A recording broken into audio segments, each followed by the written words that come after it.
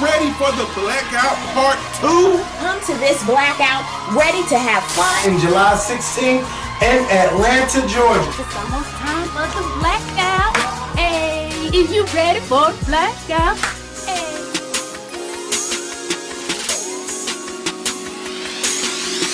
What's going on YouTube? Jamar. What's going on YouTube? Washington. This is boy, party for here once again. Hey, what's going on YouTube? This is your boy Jamar 4 here once again.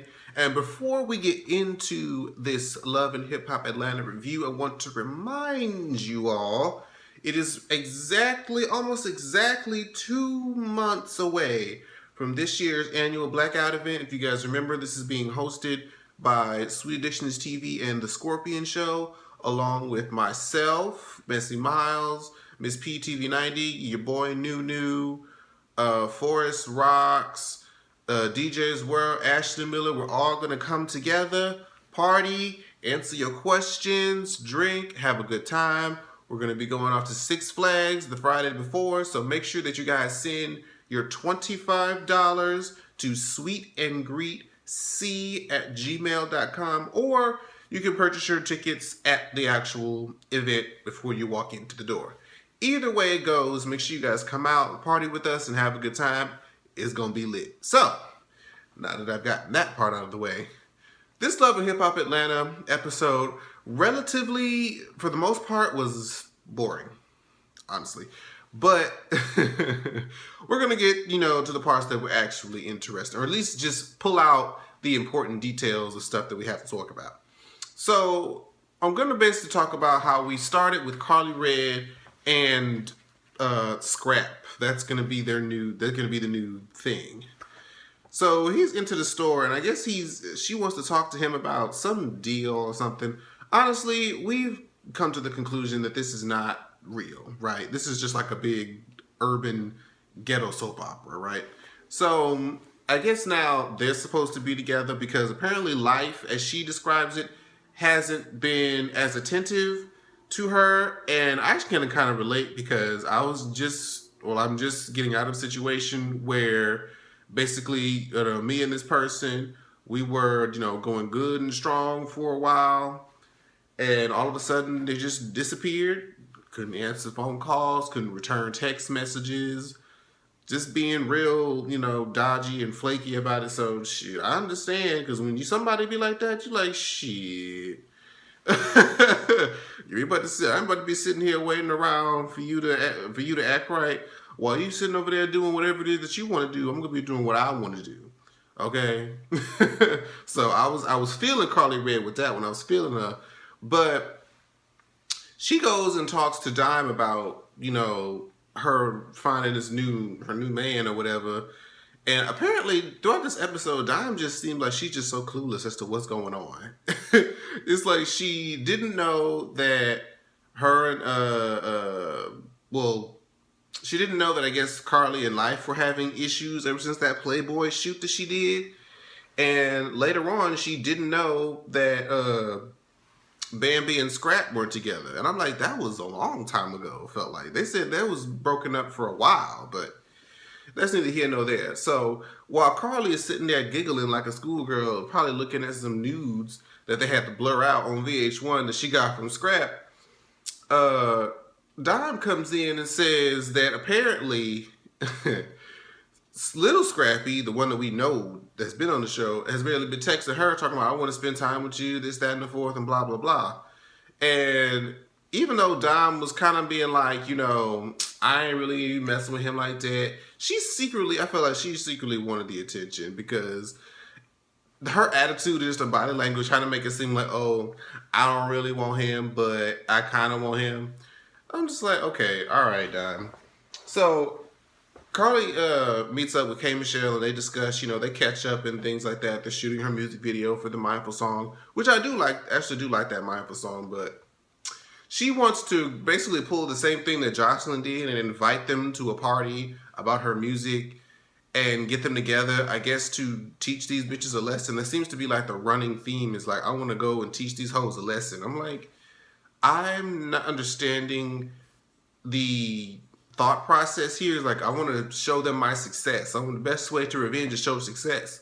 But the thing is, if somebody that I don't like invites me to a party, especially if we ain't on good terms, why would I attend? And if they don't attend, then showing your success doesn't really work if they're not in attendance. You know, I didn't understand, you know, that whole logic.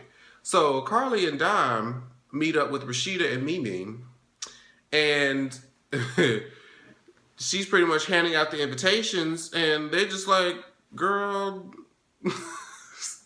K. Michelle, they just listed off all the different issues that they had with K. Michelle, and they were just like, girl, bye.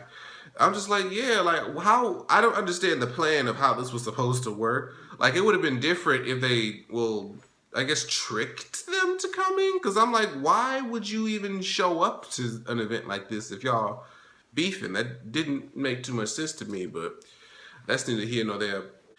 So now we move on to where Stevie is venting to Mimi about all his issues that he's having with Jocelyn right now. How ever since they've gotten back from LA, they've been going at it. Jocelyn says they haven't been sleeping in the same bed. You know, that she's asking for her contract again and all this other stuff. And, you know, of course, Mimi is just sitting here like, I know. Ain't it something that you left me for this woman, and now now you're coming back to me to telling me about issues that y'all are having? Like, ain't that interesting how that works? So she says, or no, he says that, you know, can I, you know, crash here for a little bit till I kind of figure out what I want to do with Jocelyn? And Mimi's like, now you know that ain't gonna work. You and my new, you know, boo already didn't hit it off on the right note, because she already don't like you just because of who you are and our history together. But she knows that you my baby daddy, so she knows that you're gonna always be around anyway. So she's already kind of uncomfortable about the situation. And now you want to come and say that you want to move in, child. Now I thought that Mimi would have been like, you know, hell no, but I guess she was thinking, oh, well, excuse me, they're friends now. She has the space in her house, of course.